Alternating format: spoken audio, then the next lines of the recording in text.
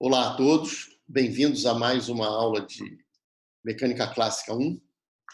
Nós vamos dar seguimento à discussão de vetor de Laplace e Runge-Lenz, que nós acabamos de fazer na gravação anterior.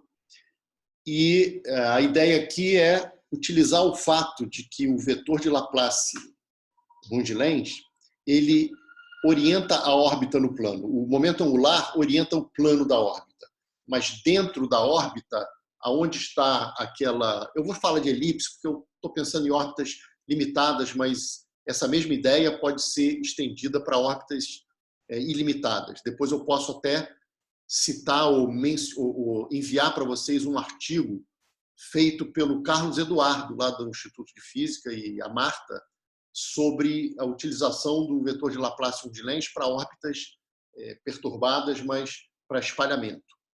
Mas a gente vai utilizar a ideia de que ele orienta a órbita dentro do plano para poder ver o que acontece quando a gente perturba o problema de Kepler.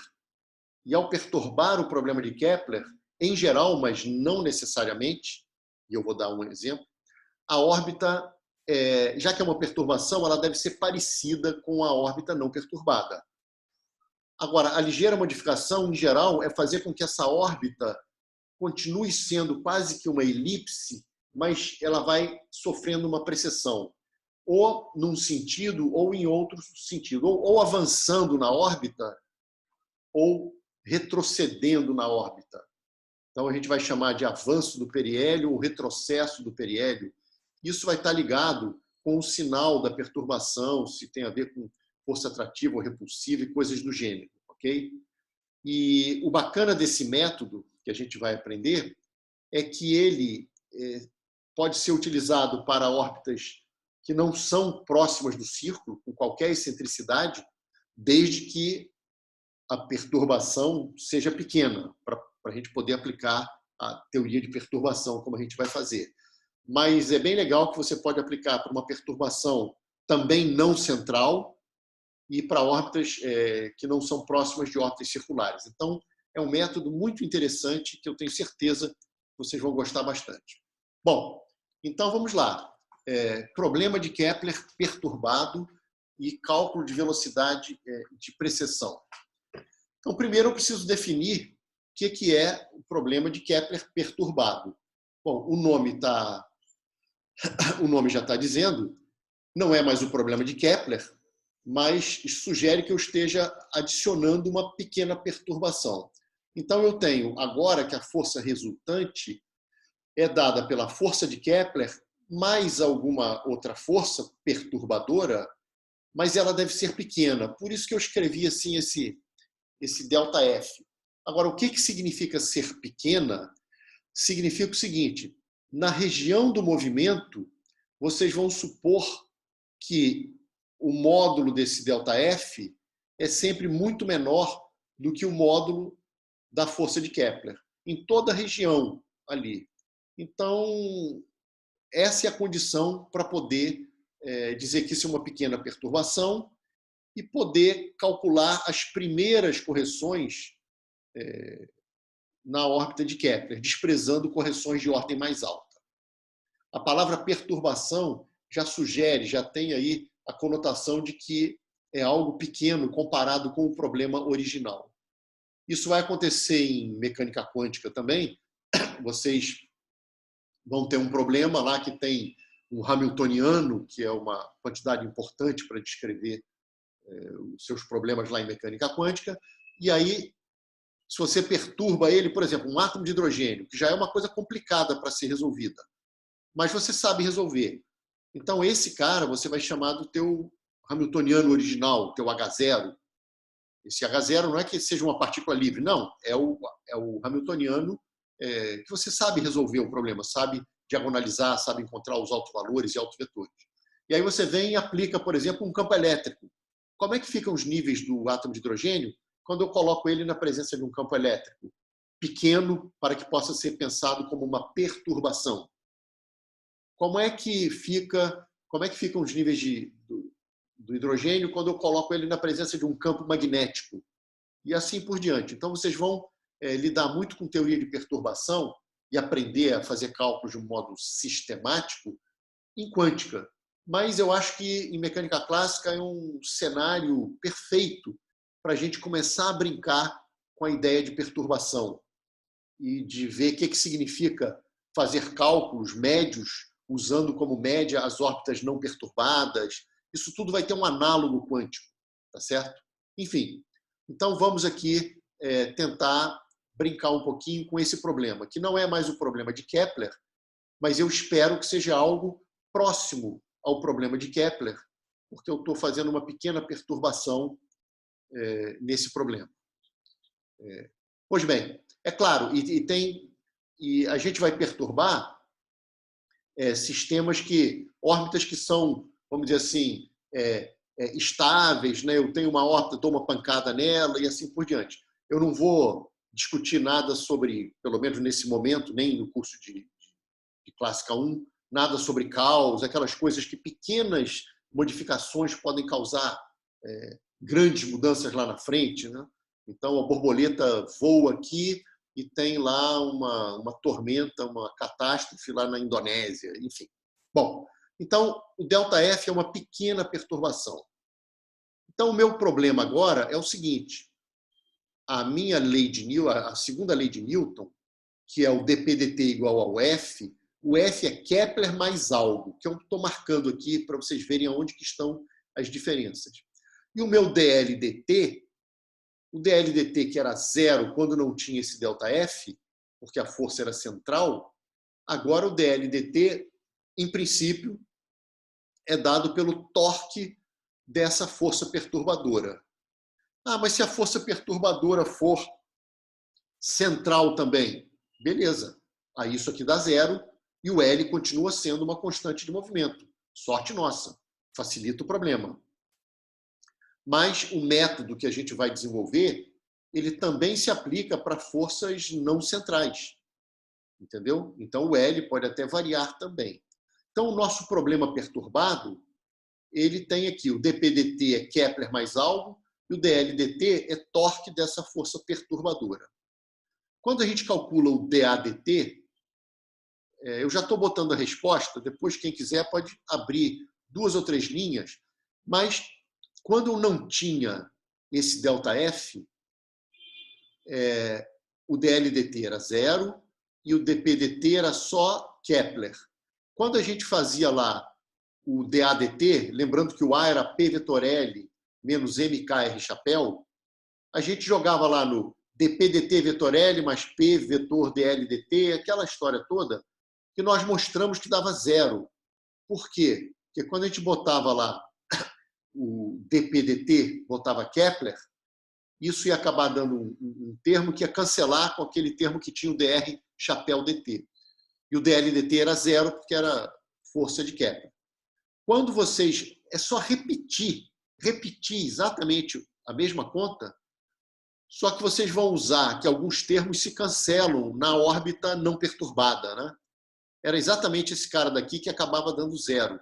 Quando vocês substituíam aqui quem era o L, que era o MR2 Φ ponto Z chapéu, esse cara mais esse dava zero. Quando vocês repetirem a conta botando Kepler mais a perturbação, vão aparecer vários termos, mas esse termo daqui, lá na órbita não perturbada, que o L é constante e tudo mais, isso aqui dá zero. A gente já viu que dá zero. E o que sobrevive são esses termos que têm necessariamente a presença do ΔF. Porque, obviamente, se eu botar ΔF para zero, ou seja, se eu retirar a perturbação, o dA/dt tem que ser zero, porque o A volta a ser uma constante de movimento vetorial do problema, porque o problema se reduz ao problema de Kepler se eu tirar o ΔF. Bom, então até aqui eu apenas defini o que é o meu problema perturbado, é Kepler mais uma força perturbadora que tem seu módulo muito menor do que o módulo da força de Kepler na região ali em que o movimento ocorre, ok? Pois bem, o dA/dt não é mais zero e eu quero que vocês gravem a fórmula 2.113, porque esse cara não é mais zero. E agora, se vocês acreditam que o A orienta a órbita.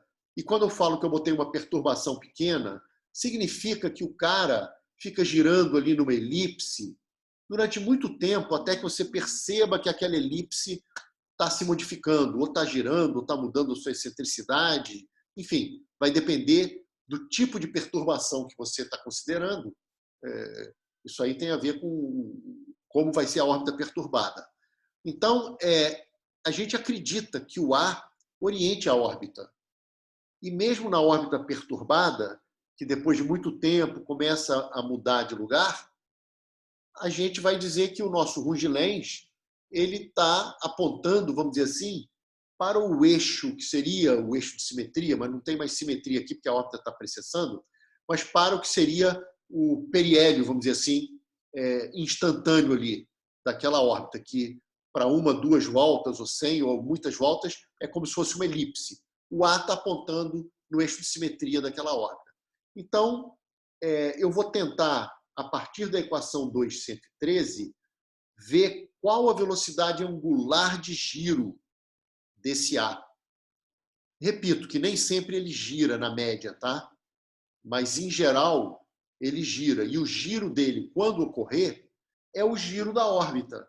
Porque é como se você desenhasse num pedaço de papel uma elipse, que tem lá um eixo de simetria da elipse, que é lá a direção do Rungilens, e alguém pega esse papel e vai girando bem lentamente. E você estava desenhando uma elipse, para quem está de fora está vendo ali uma roseta. E eu quero saber essa velocidade de precessão, entre outras coisas, ok? Então, a primeira coisa a perceber é que o DADT não é mais zero, ele depende da força perturbadora. Agora, eu vou fazer um cálculo médio. E aqui, gente, entra uma ideia fundamental da teoria de perturbação, que é o seguinte: eu já vi que o DADT não é zero, ele é alguma coisa. Agora, essa alguma coisa, para calcular exatamente, isso é meio complicado para saber o que acontece exatamente com o Rungilens em cada instante, mas eu vou fazer um cálculo médio. E o que está por trás disso é falar assim, olha, para calcular o efeito dessa perturbação no vetor A, eu vou fazer uma média, mas ao calcular a média, eu vou fingir que o meu problema, que a minha partícula, o meu planeta, ele descreva a trajetória não perturbada.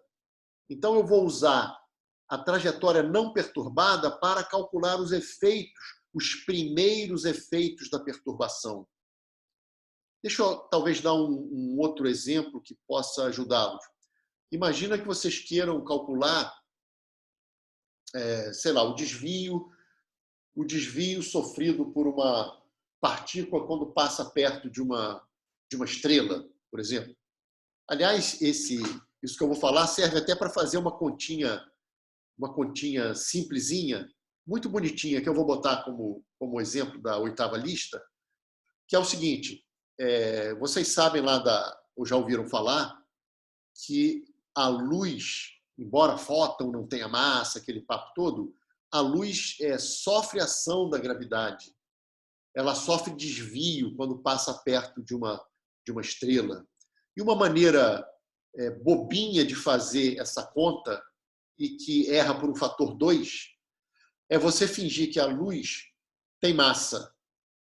É como se você desse uma massa para a luz e fizesse o desvio de uma partícula que tem massa e que tem velocidade muito grande, velocidade igual a c. A massa acaba cortando da história. Então, depois não vai ter problema de levar massa para zero, porque a massa corta na força gravitacional, que ela aparece no MA e ela aparece no GMzão Mzinho. Claro que isso aí tem a ver com massa inercial e massa gravitacional, tal, né? Princípio de equivalência e tudo mais. Mas imagine que vocês queiram fazer essa continha simples, pegando uma partícula, uma velocidade c. E aí vocês sabem que vai ter um desvio, que é um desvio muito pequenininho. Tanto é que esse desvio demorou aí para ser calculado, tem a história lá de Sobral, aquele papo todo, né, com eclipse e tudo mais, né? Mas então você tem esse desvio. Como é que eu posso calcular esse desvio? Esse desvio ele pode ser calculado da seguinte maneira. Imagina aqui, ó, se não tivesse o desvio, a partícula iria reta em MRU. Tendo o desvio e ele sendo pequeno, é uma trajetória que desvia muito pouquinho dessa reta. E se eu quiser saber quanto que desviou, vocês concordam que eu preciso saber, além do Vx, que eu estou supondo que seja C, eu preciso calcular o Vy final. Porque se eu souber Vx com Vy, eu sei qual é o V final, eu divido Vy por Vx, eu tenho a tangente do ângulo que vai me dar o desvio. Então, tudo que eu preciso fazer é calcular quem é aquele Vy. Agora, eu posso calcular esse Vy integrando o dVy dt, integrando o F do MA, tá certo? Mas, para fazer uma conta simples, nessa integração, eu posso fingir que o movimento foi retilíneo. Eu sei que no movimento retilíneo não tem Vy, mas para calcular o dVy dt, que tem uma certa expressão, que vem do MA, vem do F do MA, eu posso, numa primeira aproximação, fazer a conta como se a partícula tivesse descrito um MRU com velocidade c. E aí vocês calculariam, dessa maneira perturbativa, qual é o Vy. E aí dividem o Vy pelo c e vão ter, numa primeira aproximação, tangente do delta, que é o desvio. E esse desvio dá um fator 2 errado com o fator da relatividade geral. É incrível que saia só um fatorzinho 2 errado, bonitinho. Mas esse exemplo não era para discutir nada de relatividade geral aqui, era apenas para dar a ideia de que quando você perturba um sistema e quer calcular certas quantidades perturbadas, numa primeira aproximação, você pode calculá-las supondo que as trajetórias sejam as trajetórias não perturbadas. Essa que é a ideia da teoria de perturbação, pelo menos em primeira ordem. Lá em mecânica quântica, eu sei que eu fico falando de coisas que vocês não viram, mas eu tenho tentado falar de uma maneira que talvez ajude. Lá em mecânica quântica, quando vocês pegarem, por exemplo, átomo de hidrogênio perturbado, então tem lá o tal desse hamiltoniano do teu átomo de hidrogênio, que já descreve esse problema bem complicado do elétron em volta do próton e tal. Você calcula lá todo o espectro. E aí você aplicou, por exemplo, lá o tal campo elétrico ou o campo magnético. E isso vai interagir com aquele elétron, né? E aí você tem lá o teu hamiltoniano de interação, que vai ser um termo de energia de interação, e que você vai supor que seja pequenininho. Aí você quer saber como é que os níveis do hidrogênio, aquele espectro discreto, como é que aquelas linhas vão mudar quando você perturba. E aí, em primeira ordem de teoria de perturbação, o que vocês vão fazer é fazer uma média, que aqui hoje nós vamos fazer uma média temporal, mas lá vocês vão fazer uma espécie de média quântica. Existe uma maneira de vocês calcularem esses valores esperados quânticos, que é fazer uma média quântica. E adivinhem qual é a primeira correção da teoria de perturbação?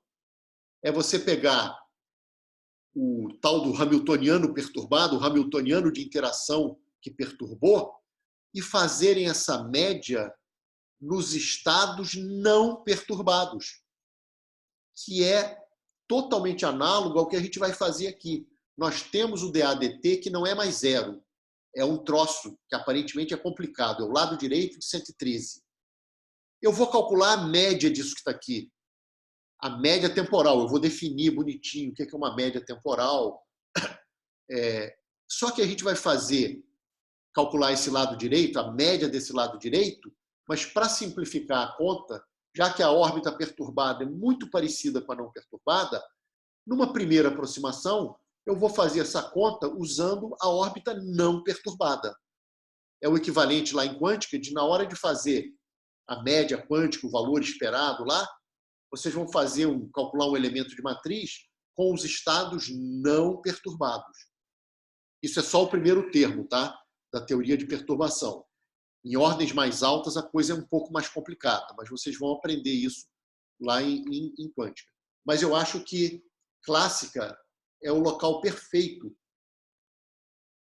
para a gente brincar um pouquinho, perturbando algum sistema. É claro que eu podia ter feito já perturbação em outras situações. Eu podia ter, sei lá, podia ter posto um poço de potencial ou uma partícula presa numa caixa de paredes impenetráveis. Vocês calculam o período do problema original. Depois eu posso pegar aquele poço, ou esse exemplo da caixa, e dizer que eu botei uma perturbaçãozinha. Imaginem, por exemplo, lá o oscilador harmônico. Tem um poço parabólico, dada a energia, vocês calculam o período por aquela integral e tal. Imagine que eu agora pegue esse poço parabólico e diga que aqui tem um altinho. Eu botei uma perturbação pequenininha. E eu posso... É pequenininha porque ela tem uma extensão pequena e ela tem uma altura pequenininha. Como se fosse uma barreirinha de potencial ali no fundo do poço, por exemplo. E eu poderia perguntar, em primeira ordem, qual é o novo período. Vocês estariam fazendo uma teoria de perturbação e poderiam até usar um pouco essa ideia de fazer o cálculo usando movimentos não perturbados e assim por diante. Então, eu acho que o pessoal deveria usar mais mecânica clássica também para introduzir a ideia de perturbação e de cálculos perturbativos, pelo menos em primeira ordem, que usa médias em cima de órbitas não perturbadas. Bom, eu falei muito e andei pouco aqui, mas é porque essa ideia era muito importante. Então, o que a gente vai fazer é calcular a média temporal desse cara. Porque se na média ele girar, é porque aquela minha órbita, eu vou falar elíptica, mas isso também acontece com órbitas abertas, tá? Mas a órbita elíptica, essa elipse vai girando aos pouquinhos. E nós vamos calcular isso que está aí. E um dos cálculos que a gente vai fazer vai ser exatamente um cálculo que corresponde a duas situações muito interessantes, que são a correção do achatamento, por exemplo, da Terra, como que isso influencia a órbita de satélites num plano equatorial, e isso corresponde também à correção que vem da relatividade geral. Então, com o resultado de hoje, se vocês quiserem, podem ir para casa, substituírem valores numa constante que vai aparecer e vocês podem obter os famosos 43 segundos por século. É o nosso primeiro exemplo de hoje. Mas primeiro, vamos aprender a fazer essa média temporal. Então, esse colchete que está aqui significa média temporal. E, então, boto aqui colchete nos dois termos ali. E o que eu estou definindo como média temporal em um dado intervalo? Por enquanto, eu estou falando de média num dado intervalo. Ora, de uma função que dependa do tempo. É integrar a função no intervalo, então de t até t mais ΔT, e dividir pelo intervalo. Mas eu estou interessado nessa perturbação em órbitas que eram fechadas, eram órbitas periódicas, porque Kepler fecha sempre a órbita quando ela é limitada, que eram as órbitas elípticas. E quando você tem uma órbita periódica, fazer a média em um período, ou seja, integrar de t a t mais tal e dividir pelo período, isso aqui independe do t. Tá? Então, fazer isso para órbitas periódicas, fazer de 0 a tal ou de t a t mais tal, dá o mesmo valor. Então, nós vamos fazer de 0 a tal, onde tal, aqui para mim, eu estou usando como período. Eu sei que o Marcos lá na apostila usa t maiúsculo, mas aqui eu estou usando a letra tal. Então, média em um período da órbita não perturbada vai ser dado por isso que está aqui. E qual é a ideia? A ideia é a seguinte: se acontecer o que eu vou falar, mas isso nem sempre acontece, mas se acontecer de, ao calcular essa média desse vetor, isso aqui é um vetor, você encontrar do lado direito um produto vetorial de alguém, que eu chamei de vetor ômega maiúsculo aqui, pelo próprio vetor de Runge-Lenz, você vai identificar esse ômega como a velocidade de precessão. Então, você tinha aqui o plano da órbita, o vetor de Runge-Lenz orientando a órbita não perturbada, que era uma elipsezinha, estava girando aqui. Se depois de fazer esse cálculo, vocês encontrarem, por exemplo, que o dAdt é um certo vetor ômega, produto vetorial com com o Runge-Lenz, então esse produto vetorial daria para cá, significa que o Runge-Lenz fez assim, e faz assim, e faz assim, e faz assim, ou seja, que o Runge-Lenz está girando. E nos exemplos que a gente vai analisar exemplos simples, tá? É claro que você pode pegar órbitas mais complicadas, enfim, mas a gente vai fazer alguns exemplos simples em que o ômega está na direção do próprio L e o Runge-Lenz vai girar em torno do eixo que eu chamei de Z. Agora, nem sempre isso acontece. Um exemplo em que isso não acontece é o caso de resistência do ar. A resistência do ar é importante no satélite terrestre. Tanto é que os caras acabam caindo, porque vão perdendo energia e acabam caindo na Terra. Só que dá para perceber que é uma perturbação pequenininha, essa resistência do ar. E ela está longe de ser uma força central, porque ela é uma força que tem a direção da velocidade em sentido oposto à velocidade. Mas dá para calcular também esse problema, essa perturbação, e nesse caso não há precessão. A órbita vai acabar espiralando porque perde energia e vai colapsar com a Terra, mas não há precessão. Então, nem toda perturbação causa precessão, tá certo? Mas muitas delas, e a maioria, causam precessão. Quando isso acontecer, a maneira de identificar a velocidade de precessão desculpa, é tentando escrever o valor médio do DADT como um produto vetorial de um vetor por A. E esse vetor, então, é identificado como o vetor que dá a taxa de variação temporal do ar, quer dizer, velocidade de precessão. Pois bem, tem só um probleminha, gente. É que nós não temos a solução temporal de Kepler de uma maneira trivial. Nós nunca calculamos o R de T e o φ de T. Eu até ensinei como se pode calcular, qual a estratégia genérica para calcular. Depois até introduzi aquela equação transcendental, a equação de Kepler, mas a gente não obteve expressões R de T e φ de T. No entanto, a gente pode, em vez de integrar no tempo, no nosso caso, órbitas periódicas, a órbita não perturbada periódica, eu vou tentar integrar no ângulo, porque quando se passa um período, o ângulo girou de 2π. E como é que eu faço isso? É uma simples mudança de variável de integração, onde tem o dt', né? O dt' é o tempo para girar de um dφ com velocidade φ ponto. Então, o dt', o linha aqui é porque eu estava usando essa variável muda para não confundir lá com o outro t, tá bem? Mas você, em vez de integrar no tempo, você põe que o dt', ali, é o dφ sobre φ ponto. E qual foi a vantagem disso? É porque o φ ponto, no problema não perturbado, ele é L sobre mR2, onde L é constante no problema não perturbado. Então, onde tem φ ponto, vai aparecer L lá embaixo, sobre M, e o R2 ficou aqui em cima. E agora, eu não preciso fazer a média do F. Esse F vai depender de cada problema, mas ele é uma função de R e de φ, que em princípio eu deveria, pela minha definição original de média temporal, eu tinha que ter esses caras escritos como função do tempo. Mas eu mudei de variável, eu só preciso desses caras como função de φ. Maravilha, porque o R eu tenho como função de φ, é a equação da cônica. Então, perfeito, a fórmula 120 é perfeita. A gente está calculando a média em um período da órbita não perturbada. E agora, então, nós temos todos os ingredientes para fazermos o nosso primeiro cálculo de teoria de perturbação. Qual vai ser? Eu vou pegar o DADT num problema perturbado, está aqui o ΔF.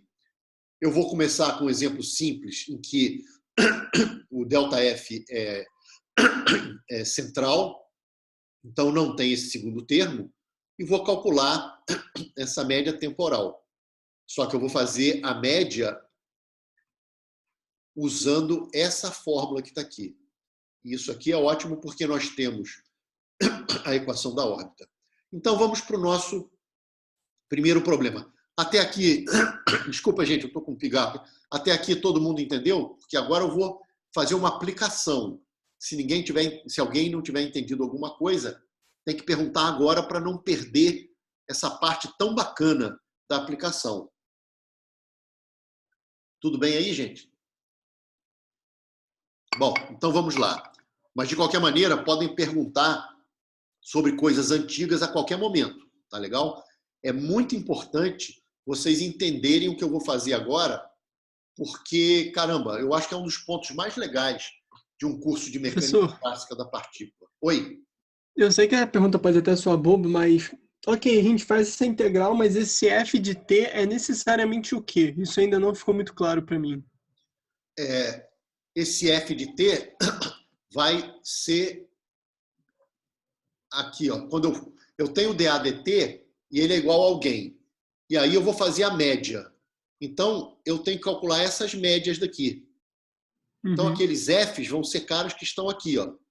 Eu tenho que te dar quem é a força perturbadora, você vai botar a expressão aberta aqui, vai ser conveniente escrever esse cara em x chapéu e y chapéu, porque o x chapéu e y chapéu não variam, e aí o carinha que estiver na frente do x chapéu é uma função que você quer calcular a média.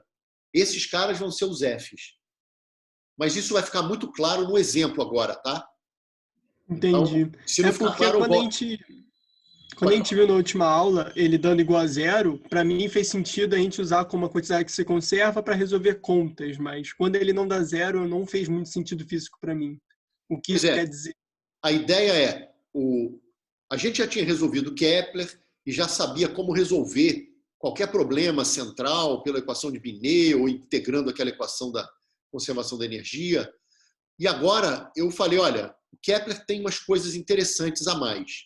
Tem a ver com fechar a órbita, um dos dois potenciais lá que vem pelo teorema de Bertrand, que fecham a órbita para qualquer condição inicial, desde que a órbita seja limitada. E isso traz umas coisas interessantíssimas, como, por exemplo, aquela degenerescência adicional que a gente discutiu na aula passada, na gravação passada. E aí, como a gente aprendeu um pouco sobre esse vetor de Runge-Lenz, e ele orienta a órbita não precessar, a órbita ser fechada, está associada com a constância desse vetor, porque esse vetor não muda. Então, esses caras estão ligados. E aí você fala, caramba, então se eu perturbar e a órbita começar a precessar, será que eu consigo calcular essa precessão sem ter que resolver um problema complicadíssimo, apenas aproveitando do fato de que o Runge-Lenz orienta a órbita? E aí, quem sabe, eu descobrindo só o giro médio desse cara, sem resolver exatamente o problema, eu tenho, na média, a velocidade de precessão dessa órbita. Puxa, é um ganho danado. Que foi o que a gente fez. A gente perturbou, calculou o dAdt, ele não é mais zero, porque o problema não é mais Kepler, então o dAdt não pode ser zero, que ele não é constante de movimento de outro problema, ele é constante de movimento de Kepler. Então, perturbou Kepler, o dAdt não é mais zero. Mas, como é uma perturbação, o efeito é muito pequenininho. Então, eu vou fazer uma média temporal na órbita não perturbada e ver se com isso eu consigo descobrir como que esse cara gira.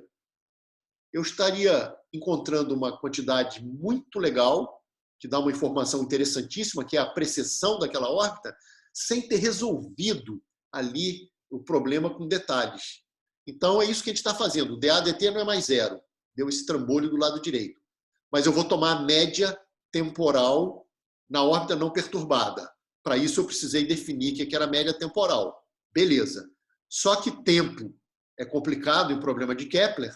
A gente teve essa sacação de, em vez de fazer média temporal, passar para a média no ângulo, porque a órbita não perturbada é fechada e essa média na órbita não perturbada, eu sei exatamente a trajetória da órbita não perturbada. Então, eu vou saber fazer essas médias. E agora, para responder a tua pergunta, quem são esses Fs? Vamos pegar um problema específico para ver aparecer quem são os caras cujas médias eu vou precisar calcular.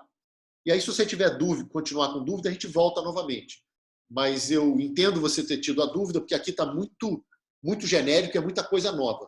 Mas quando a gente pegar e aplicar, eu acho que você vai entender. E aí eu vou te perguntar se você entendeu quem era o F no problema que a gente vai passar a discutir, beleza? Então, me permite aqui entrar num exemplo. Então, eu vou dar um exemplo de perturbação. Eu estou dizendo que a minha força perturbadora é atrativa, radial, cai com o inverso da quarta potência da distância, e tem uma constante aqui que está positiva, por isso que esse menos significa que a força é atrativa. Se esse beta for negativo, a força será repulsiva, tá certo? E esse cara é bem pequenininho, de modo que eu possa aplicar a teoria de perturbação. Vocês poderiam me perguntar, por que você escolheu esse exemplo? E eu tenho várias respostas para isso. Primeiro, porque ele é um exemplo muito importante em física. Nas nossas próximas aulas, a gente vai aprender expansão em multipolos gravitacionais e vai ver que aquele papo de que o potencial cai com 1 sobre R é só para potenciais esfericamente simétricos. Então, para uma esfera perfeita, o ρ pode até variar a densidade volumar, desde que ela seja função só da distância ao centro de forças, você tem simetria esférica. E aí, para quem está fora, é como se toda a massa estivesse no centro, tudo bem. Agora, e para distribuições que começam a não ter mais simetria esféricas? Por exemplo, devido à rotação, a Terra se achatou um pouco, ela não tem mais simetria esférica. Como é que isso influencia o movimento de satélites? E aí isso cai no que a gente vai calcular, que são as expansões em multipolos, e a gente vai ver que o primeiro termo que corrige o monopolo é o do quadrupolo. A gente vai ver que o termo de dipolo, pelo fato da massa só ter um sinal ali, você sempre pode escolher um ponto base, de modo que o termo de dipolo se anula. Então, o primeiro termo importante da expansão em multipolos, no caso gravitacional, é o termo de quadrupolo.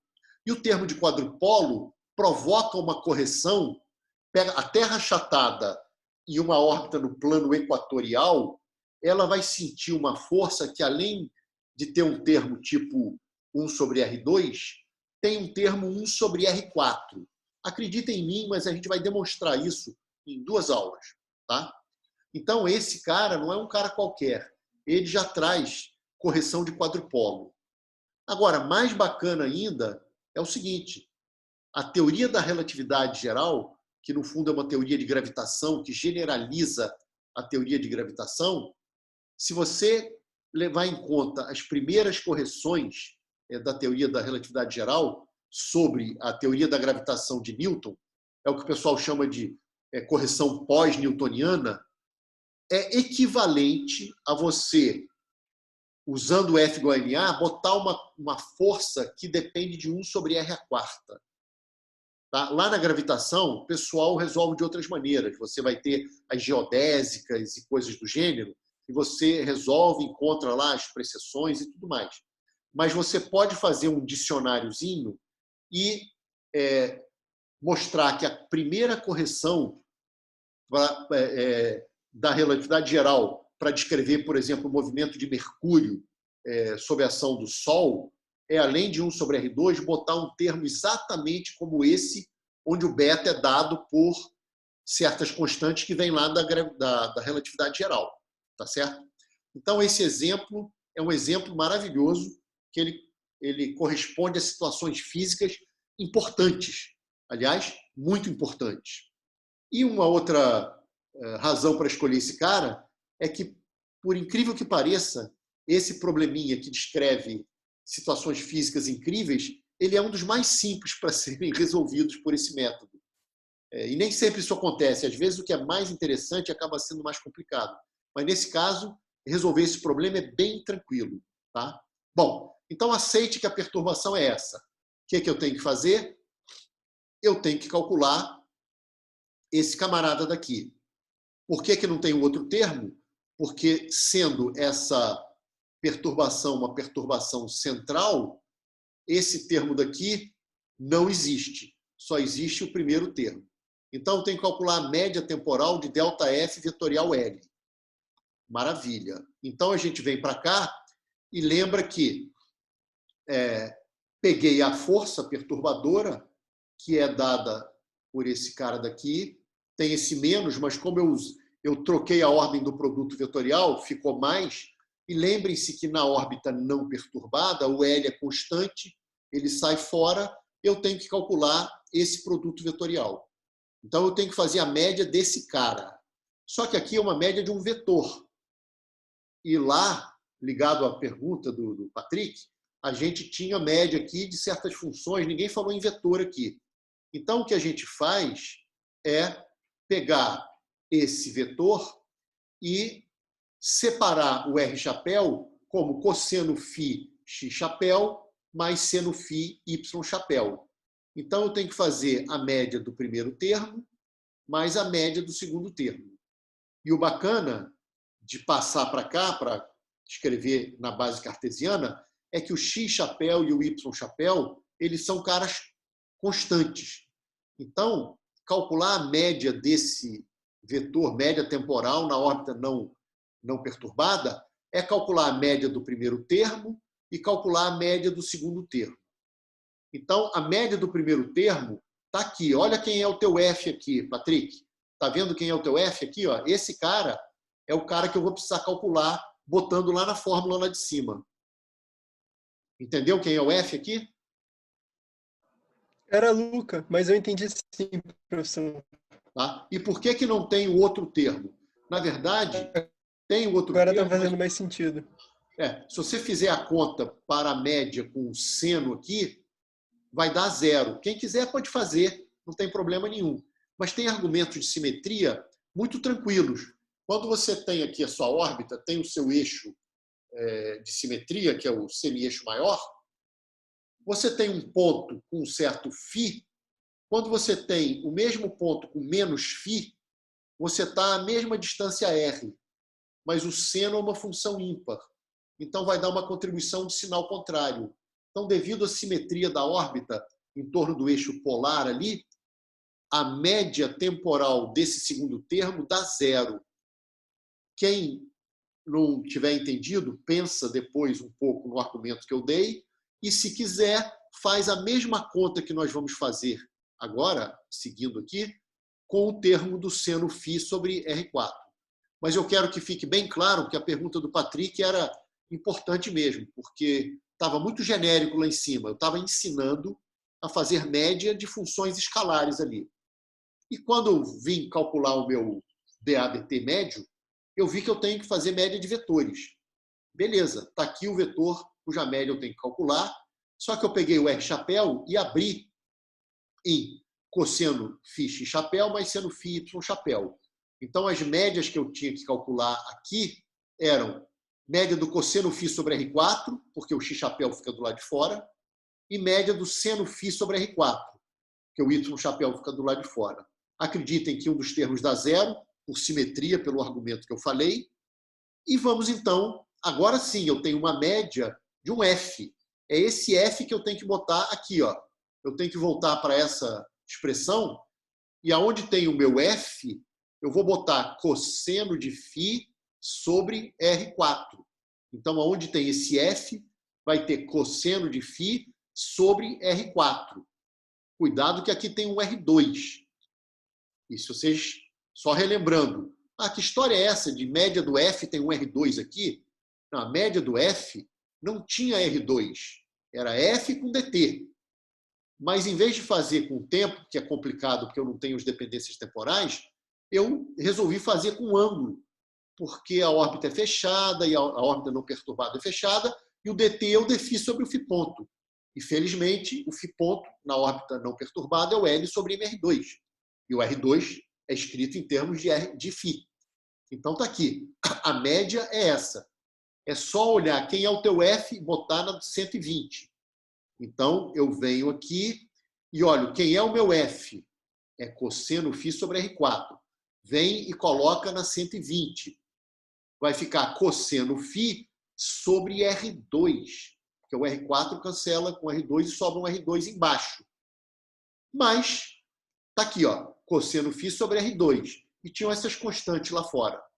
E a média aqui acaba sendo a integral de 0 a 2π. Agora, quem é R2, gente? Eu não sei qual é a equação da órbita.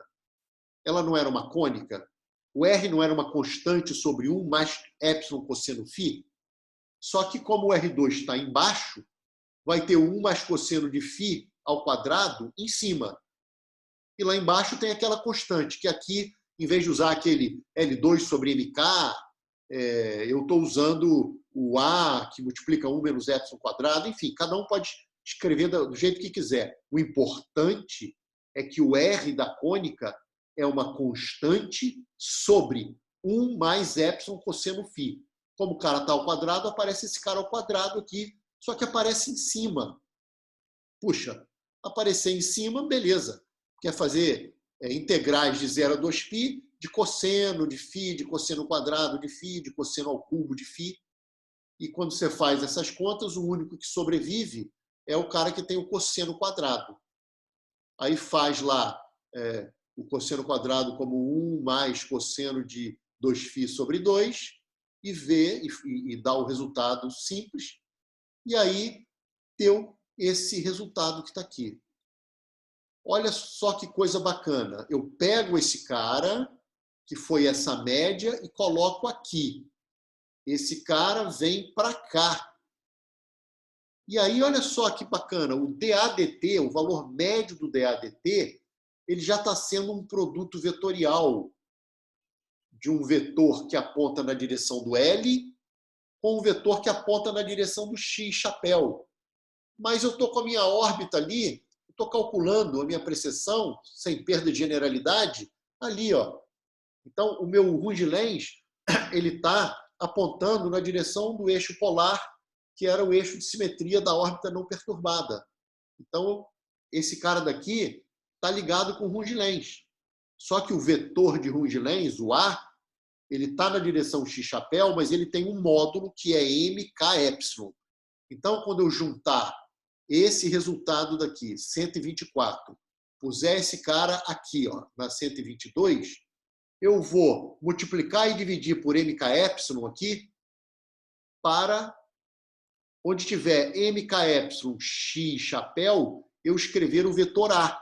Quando vocês fizerem isso, olha aqui, eu até escrevi de uma maneira bonitinho. Eu fiz aparecer um mk-epsilon aqui e ficou um outro vetor aqui. E nesse caso, nesse exemplo de perturbação radial, o inverso da quarta, mas para perturbação radial isso sempre vai acabar acontecendo, você vai ter que o valor médio do DADT é um vetor na direção do L. Olha aqui o L chapéu.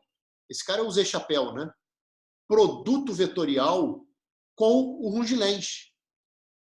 Então, você tem aqui um ômega vetorial A. Você identifica a velocidade de precessão. Esse ômega maiúsculo que está aqui está dizendo o seguinte, que o L estava para cima, tá? Então, o carinha está girando assim. Aí você tem lá o Runge-Lenz. O que esse ômega está dizendo, como o beta, se o beta for positivo, ou seja, se a força for atrativa, o que acontece é que ômega vetor L dá um carinha para cá. Então, o Runge-Lenz, a órbita, ela está avançando no sentido do giro da órbita.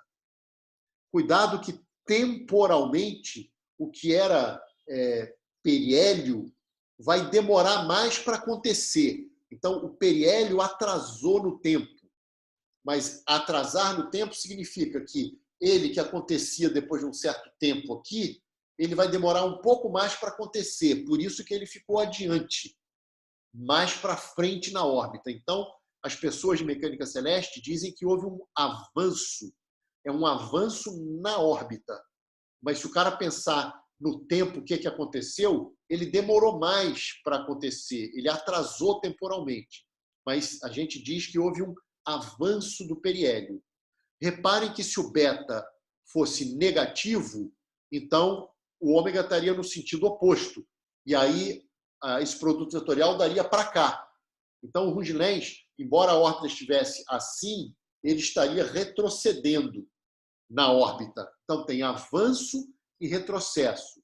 Se a força for atrativa, nesse caso, dá um avanço. Se a força for repulsiva, dá um retrocesso. No caso de Mercúrio, dá um avanço do periélio. E se vocês puserem o valor beta correto que vem da relatividade geral, que eu não tenho agora de cabeça, mas depois a gente pode catar em algum lugar, vocês podem pegar qual é exatamente o que veio lá a expressão que veio da correção pós-newtoniana, e vocês podem substituir aqui e botar os valores todos.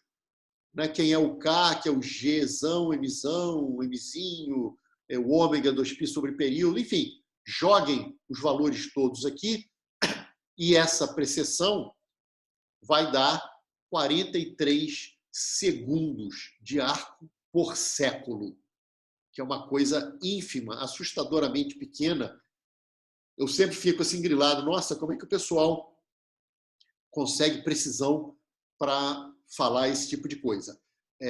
Porque 1 segundo é 1/60 do minuto, que é 1/60 do grau, que é 1/360 do 2π. E 43 segundos de arco por século é realmente uma coisa muito pequenininha.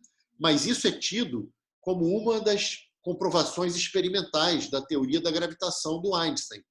Porque o que acontecia era Mercúrio, por exemplo, esses 43 segundos por século é para Mercúrio, tá? Se puser os dados aí de Mercúrio. Mercúrio sofre a ação do Sol, inverso lá do quadrado, mas sofre a ação dos outros planetas.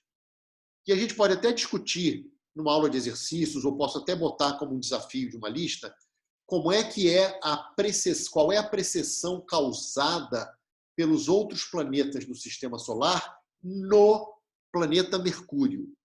Dá para fazer essa conta, é uma conta sutil, mas dá para fazer essa conta e o pessoal faz aproximando cada planeta como se fosse um anel uniformemente, com a massa uniformemente distribuída. Aí vocês teriam que calcular os potenciais criados por anéis.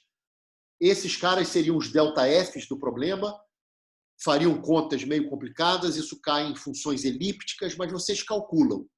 E quando o pessoal calculou essas coisas, chegou a um valor que é o valor da precessão newtoniana, não tem nada a ver com relatividade geral, newtoniana, dada pela influência dos outros planetas em Mercúrio.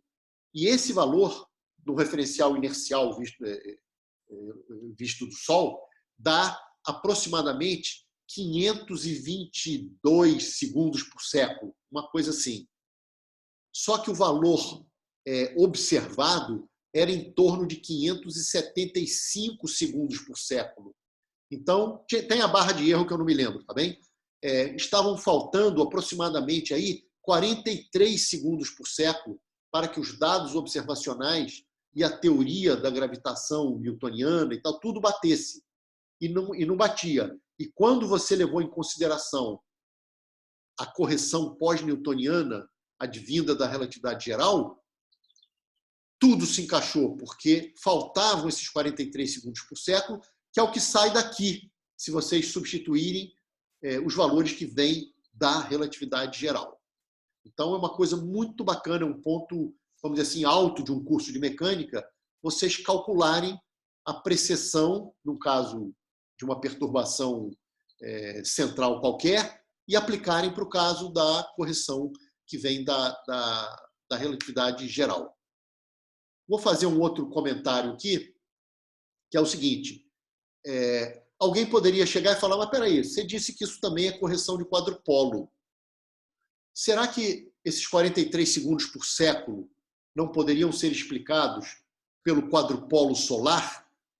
Porque, bem ou mal, a gente não consegue ir lá no Sol para medir distribuições de massa direitinho e achatamentos e sei lá o quê, para poder saber e medir diretamente o quadrupolo solar.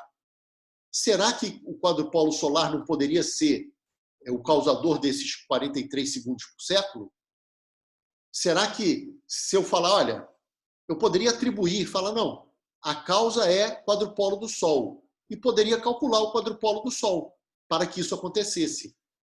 E, de fato, vocês vão encontrar um valor que certamente isso acontece, e daria os 43 segundos por século.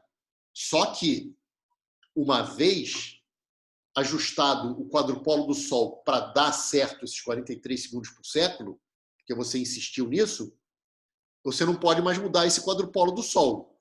E aí a influência dele nos outros planetas não ia dar certo com as precessões dos outros planetas. Ou seja, embora 1 sobre R4 seja uma correção de quadrupolo, não é o quadrupolo solar que explica os 43 segundos por século, e sim a relatividade geral do Einstein. Deixa eu só fazer um comentário para terminar essa gravação, porque eu já estou passando da hora. Eu queria chamar, então, a atenção dessa história do avanço ou do retrocesso, para ninguém se confundir. Então, esse avanço é avanço na órbita, o retrocesso é o retrocesso na órbita, ok? Cuidado para não misturar com a coisa temporal.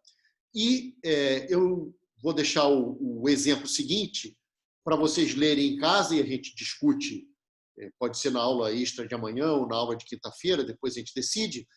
O próximo exemplo é um exemplo muito bacana, porque ele é um exemplo que não é central. Então já é uma coisa que bagunça um pouco o coreto na cabeça da gente. E é um exemplo que não é central, e é incrível que, nesse caso, não haverá precessão. E tem uns resultados bem interessantes desse exemplo. Esses dois exemplos que estão aqui nessa dissertação foram tirados de um artigo de um cara chamado Jean Sivardier, do American Journal of Physics, dos anos 80, que eu vou passar para vocês hoje. E vocês podem olhar outros exemplos lá. E, repito, lá tem não só o problema de Kepler perturbado, como o problema do oscilador harmônico perturbado, que eu não vou discutir por falta de tempo total. E o análogo do Runge-Lenz é um tensor de segunda ordem. Bom, então eu vou encerrando essa aula por aqui. Muito obrigado pela atenção e até a próxima.